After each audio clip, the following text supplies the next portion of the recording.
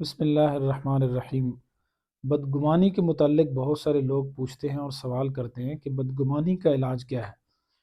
تو حکیم الامت حضرت تھانوی رحمہ اللہ تعالیٰ نے بدگمانی کا علاج ذکر کیا ہے کہ آدمی الگ تنہائی میں بیٹھ جائے اور مراقبہ کرے کہ بدگمانی ایک گناہ ہے اور اس پر اللہ تعالیٰ کی طرف سے پکڑ کا اندیشہ ہے۔ اللہ تعالیٰ مجھے پکڑ سکتے ہیں، اس پر سزا دے سکتے ہیں، اس لیے میں اپنے مسلمان بھائی کے بارے میں بدگمانی نہ کروں۔ ایک دن، 2 دن، 3 دن مراقبہ کرے، پھر بھی اگر یہ بیماری ختم نہ ہو اور بدگمانی پیدا ہو تو پھر جس بھائی کے متعلق بدگمانی پیدا ہو رہی ہے وہ ذرا ہمت کرے، آگے جا کر اس کے پاس جائے، بڑھے اور اسے کہے کہ مجھے آپ کے بارے میں بدگمانی پیدا ہوئی ہے، آپ مجھے اللہ تعالیٰ کے لیے معاف کر دیں، اللہ تعالیٰ کی رضا کے لیے، کہ کہیں میری پکڑ نہ ہو۔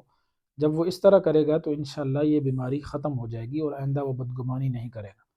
اور بیسیکلی بدگمانی کی وجہ بھی کبر اور تکبر ہے کہ ہم اپنے آپ کو بڑا سمجھتے ہیں اور دوسرے کے عیب کو لے کر جو ہے وہ اس کی عیب جوئی شروع کر دیتے ہیں اور پھر جو ہے وہ بال کی کھال اتارتے ہیں۔ تو ایسا نہیں کرنا چاہیے، آدمی کو اپنے عیوب پر نظر ڈالنی چاہیے کہ میں خود اتنا بڑا ہوں، عیب میرے اندر خود اتنے زیادہ عیب ہیں۔ اگر کسی کے اندر کوئی عیب دیکھے بھی تو اپنے عیوب پر نظر ڈالیں تو انشاءاللہ بدگمانی نہیں ہوگی۔ اللہ تعالیٰ سے دعا ہے کہ اللہ تعالیٰ ہمیں بدگمانی جیسی اس روحانی بیماری سے بچنے کی توفیق عطا فرمائے۔